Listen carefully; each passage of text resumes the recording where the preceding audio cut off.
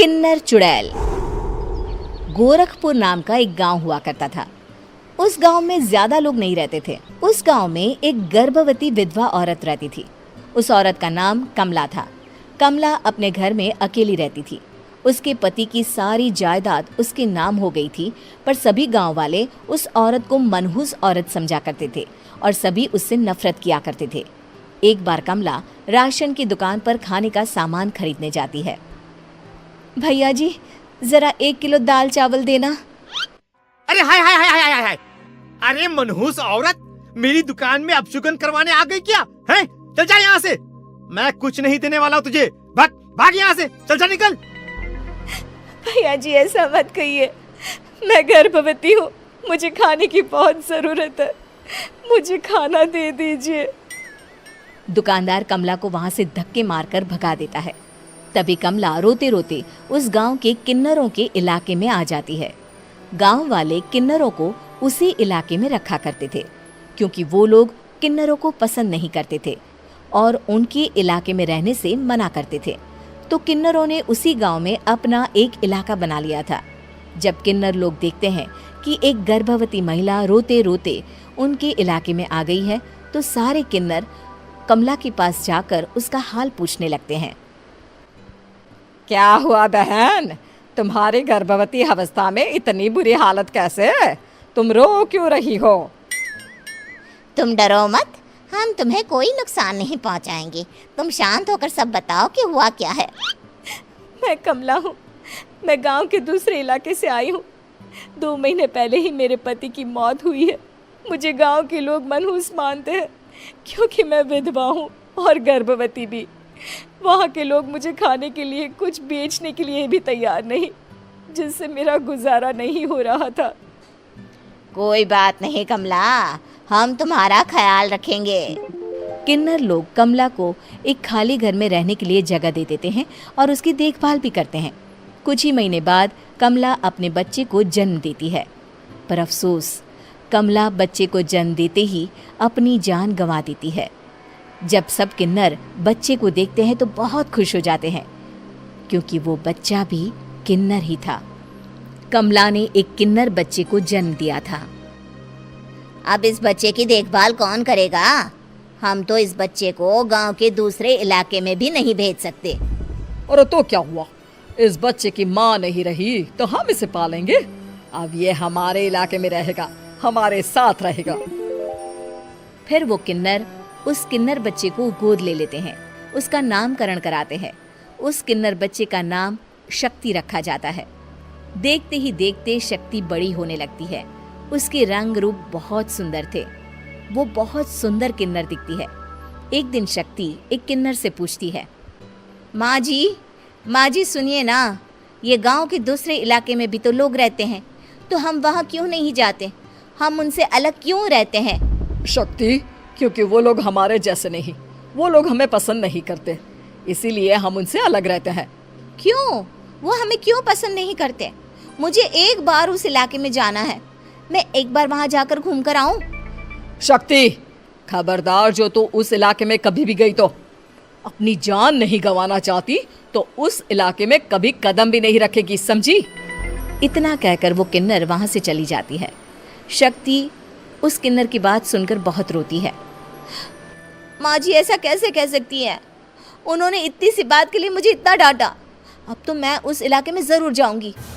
फिर एक दिन शक्ति गांव के दूसरे इलाके में चुपके से जाती है। ये लोग तो हमारे जैसे ही इंसान हैं, तो ये हमसे नफरत क्यों करते हैं?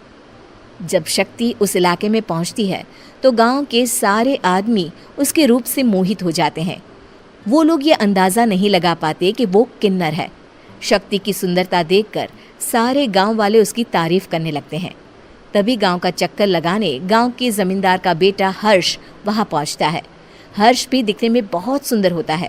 जब हर्ष ने शक्ति को देखा तो वो भी उससे मोहित हो गया, और जब शक्ति की नज़र हर्ष पर पड़ी तो वो हर्ष को देखकर मोहित हो गई। आपको पहले कभी इस गांव में देखा नहीं। इस गांव में आप नए हैं क्या? जी नहीं, वो मैं बस। तभी शक्ति बोलते बोलते रुक जाती है और मन में सोचने लगती है, अगर मैंने इनको बता दिया कि मैं दूसरे इलाके से आई हूँ तो वो समझ जाएंगे कि मैं किन्नर हूँ, इसलिए मुझे इनसे झूठ ही बोलना पड़ेगा। शक्ति हर्ष को कहती है, जी हाँ, मैं इस गांव में नई आई हूँ, यहाँ अकेली रहती हूँ। वैसे आप कौन है? आप भी इसी गांव में रहते हैं? जी हाँ, मैं इस गांव के जमींदार का बेटा हूँ। आपको किसी भी चीज की जरूरत पड़े तो आप मुझे बता देना, मुझे अच्छा लगेगा। ऐसे ही शक्ति और हर्ष एक दूसरे से रोज मिलने लगते। वो दोनों अपने प्यार का इजहार करने एक दूसरे से मिलने जाते हैं। तभी शक्ति का पीछा करते करते एक किन्नर वहां आ जाती है। शक्ति, शक्ति, मैं तुमसे बहुत प्यार करता हूँ। मैं तुमसे शादी करना चाहता हूँ। क्या तुम मुझसे शादी करोगी? हाँ हर्ष, मैं तुमसे शादी करूंगी, पर मैं तुमको अपने बारे में एक सच्चाई बताना चाहती हूँ जो मैंने तुमसे छुपा कर रखी है। तभी उनके बीच में ही वो किन्नर आ जाती है। शक्ति, तेरी हिम्मत कैसे हुई ऐसा करने की? वो किन्नर शक्ति को खींचकर गांव के जमींदार के पास ले जाती है। हर्ष भी वहां शक्ति को बचाने के लिए पहुंच जाता है। जमींदार शक्ति और हर्ष के प्यार के बारे में सुनकर गुस्से में आ जाता है और शक्ति को गांव के बाहर निकालने की सजा देता है। शक्ति ये बात सहन नहीं कर पाती और कुएं में कूदकर अपनी जान दे देती है। जमींदार हर्ष की शादी गांव की एक लड़की से करवा देता है, पर हर्ष इस शादी से खुश नहीं होता। शक्ति अपना बदला लेने के लिए मरने के बाद किन्नर चुड़ैल बन जाती है। अब मैं इन गांव वालों को नहीं छोड़ूंगी, अब इनसे मैं अपने प्यार का बदला लूंगी। किन्नर चुड़ैल गांव वालों को परेशान करना शुरू कर देती है। एक बार वो रात को गांव के खेतों में पहुंच जाती है और वहां आग लगा देती है। सारी फसल जल के राख हो जाती है। जब एक आदमी रात को उठकर देखता है कि खेत में आग लग गई है तो वो वहां पहुंच जाता है। वो देखता है कि खेतों के बीचों बीच एक किन्नर चुड़ैल खड़ी है और वहां खड़े होकर ताली बजा रही है। गांव वाला किन्नर चुड़ैल को देखकर बेहोश हो जाता है। जब सुबह उस आदमी को होश आता है तो वो सीधा जमींदार के पास जाता है। अरे जमींदार साहब, अरे वो किन्नर चुड़ैल ने मेरी सारी फसल जला दी। अब मैं क्या करूंगा? क्या होगा मेरा? जमींदार चुड़ैल किन्नर का नाम सुनते ही सब कुछ समझ जाता है। अब वो बहुत डर जाता है। उसी रात को जब जमींदार डर के मारे अपने कमरे में सो नहीं पाता, तभी वहां अचानक से किन्नर चुड़ैल आ जाती है। किन्नर चुड़ैल जोर जोर से जमींदार के आगे खड़ी होकर हंसने लगती है और ताली बजाने लगती है। जमींदार उस डरावनी किन्नर चुड़ैल को देखकर बहुत डर जाता है। तूने मेरे साथ बहुत बुरा किया, अब मैं तुझे जान से मार दूंगी। नहीं नहीं नहीं नहीं नहीं, मुझे माफ कर दो, मुझे मत मारो। मैं कभी ऐसा दोबारा नहीं करूंगा। अब तुम जो बोलोगी वही मैं करूंगा। ठीक है, मैं चाहती हूँ कि किन्नर इलाका गांव के इलाके से जुड़े और गांव का कोई भी आदमी किन्नर समाज से द्वेष ना करे, उससे नफरत ना करे, नहीं तो मैं सारे गांव को मार दूंगी। और तुम गांव में एक नया कानून बनाओ कि अगर किसी ने भी किन्नर समाज को हानि पहुंचाने की कोशिश भी करी या इनसे भेदभाव करने की भी कोशिश करी तो उनको कड़ी से कड़ी सजा मिलेगी। हाँ हाँ हाँ हाँ, मैं ऐसा ही करूंगा। तुम जो बोलोगी वो मैं करूंगा, पर मुझे जाने दो प्लीज। तब वो किन्नर चुड़ैल वहां से चली जाती है। गांव का जमींदार किन्नर चुड़ैल का कहा मानते हुए दोनों इलाकों को एक कर देता है और नया कानून भी लागू कर देता है। तब से वहां किन्नर समाज और बाकी गांव वाले शांतिपूर्वक रहने लगते हैं। काला साया। यूं तो बनारस घाट अपनी खूबसूरती के लिए बहुत प्रचलित है, पर घाट के किनारे कई राज लिए बैठे हैं। ये कहानी शुरू होती है बनारस के घाट के पास बने ममता निवास से, जहाँ प्रिया लाल जोड़े में ममता के घर उसकी बहू बनकर आती है।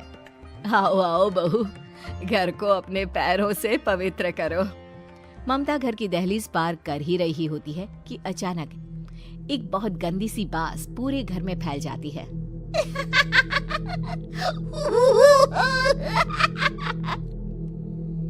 ये बदबू और ये आवाजें, ये कौन हंस रहा है माँ? अब ये पड़ोसी ना हमारे थोड़े अलग से है। कहाँ हम शाकाहारी और ये मांस मच्छी खाने वाले। छोड़, तू ध्यान मत दे और गृह प्रवेश कर। और हाँ बहू, अपनी सास की एक बात हमेशा याद रखना, इन पड़ोसियों से तो कभी बात नहीं करेगी। अच्छे लोग नहीं है ये। अपनी सास की ये बात मानेगी ना बेटा? हाँ माँ, जो आपकी मर्जी, मैं उनसे बात नहीं करूंगी। अगले दिन प्रिया अपनी पहली रसोई बनाने रसोई घर में जाती है। ये छोकी बात तो नाक में जा रही है। एक काम करती हूँ, खिड़की खोल देती हूँ। प्रिया खिड़की खोलने जाती है। इतने जाले, लगता है इस खिड़की को कभी खोला ही नहीं गया। पर ऐसा क्यों? ओह, नॉन वेज की स्मेल आती होगी ना। 2 मिनट के लिए खोल लेती हूँ, फिर बंद कर दूंगी। प्रिया खिड़की खोलती है। खिड़की खोलते ही उसकी नजर सामने वाले घर की खिड़की पर पड़ती है, जहाँ एक लड़की खड़ी होती है। हाथों में मेहंदी, लाल रंग की साड़ी, बिल्कुल सजी धजी, मानो प्रिया की तरह ही वो भी नई नवेली बहू हो। वो प्रिया को देखकर मुस्कुराती है। हे भगवान, माँ ने तो इनसे बात करने को मना किया था। प्रिया फौरन ही खिड़की बंद कर देती है और तवे पर चढ़े रोटी की ओर देखने लगती है, पर वहाँ रोटी न होकर मछली पड़ी होती है। ये क्या? पहली ही रसोई में इतनी बड़ी गलती! हे भगवान, अब मैं क्या करूं? प्रिया बहुत डर जाती है और फौरन रसोई की सफाई करने और फिर सभी के लिए खाना बनाने लग जाती है। जब वो सबको खाना परोसती है, सब तो ठीक है, मैं बेकार में चिंता कर रही थी। हे भगवान, ऐसे ही बस अपनी कृपा बनाए रखना। रात के वक्त जब सब सो रहे होते हैं, तब प्रिया को पायल की आवाज सुनाई देती है, जिससे उसकी आंख खुल जाती है। ये पायल की आवाज कहाँ से आ रही है? प्रिया उठकर उस आवाज के पीछे छत की सीढ़ियों तक जाती है। तभी उसे बच्चे के रोने की आवाज आती है। प्रिया छत पर जाती है तो क्या देखती है? वही लाल साड़ी वाली लड़की अपनी गोद में एक नवजात बच्चे को घुमा घुमा कर सुला रही है। तभी प्रिया की नजर उसके पेट पर पड़ती है। ओह गॉड, ये तो प्रेग्नेंट भी है। सुनिए, बच्चा सो नहीं रहा है क्या? मैं कुछ मदद करूं? नहीं, आपके घर वालों को अच्छा नहीं लगेगा, मैं संभाल लूंगी। स्नेहा की गोद से बच्चा हाथ मारकर प्रिया की गोद में आने को छटपटाने लगता है। दोनों घर अगल बगल में बने होने के कारण प्रिया उस बच्चे को गोद में ले लेती है। प्रिया के पास आते ही वो सो जाता है। बच्चे का वो स्पर्श रात भर प्रिया भूल नहीं पाती और अगली सुबह वो छत पर कपड़े सुखा रही होती है। तभी उसे एक औरत इशारा करके बुलाती है। स्नेहा कह रही थी बाबू तुम्हारी गोद में आते ही सो गया। मैं गौरी, स्नेहा की माँ हूँ। बहू, घर आना, बाबू को खिला भी लेना। शाम को जब घर पर कोई नहीं रहता, बच्चे से मिलने के लिए प्रिया छिपकर अपनी पड़ोसन के घर चली जाती है और कुछ देर बच्चे को खिलाकर वापस लौट आती है। इसके कुछ दिन बाद ही प्रिया को पता चलता है कि वो माँ बनने वाली है। ममता की खुशी का ठिकाना नहीं रहता।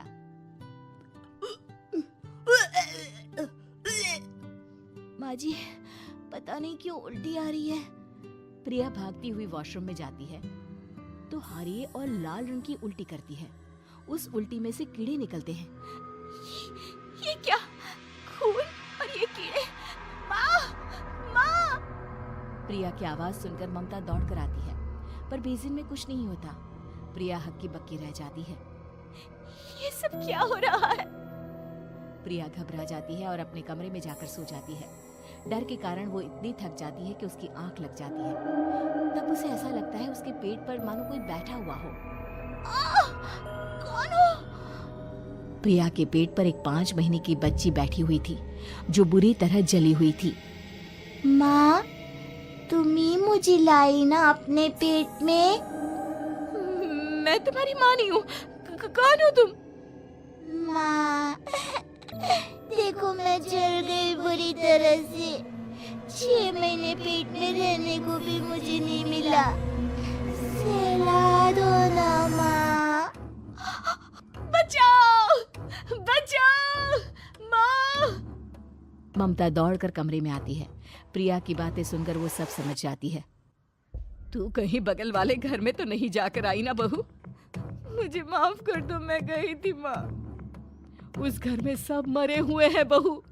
कई साल पहले स्नेहा उस घर में बहू बनकर आई थी। कुछ ही दिन में वो एक बच्चे को जन्म देने वाली थी। पूरा घर बच्चे के आने की खुशी में खोया था कि एक दिन अचानक उस घर में आग लग गई। सब बुरी तरह जलकर मर गए। गौरी आज भी दादी बनने का इंतजार कर रही है और इसीलिए स्नेहा ने अपना अजन्मा बच्चा तुम्हारी कोख में डाल दिया। ममता ये कह रही होती है कि पीछे से उसके पैरों को एक बच्चा पकड़ लेता है। दादी दादी। माँ, स्नेहा की गोद में यही बच्चा था। ये बच्चा कौन है फिर? तेरी मौत है। तेरी भी दादी। जिस चीज का ममता को डर था वही हो गया। ममता निवास के ऊपर मौत ने चादर बिछा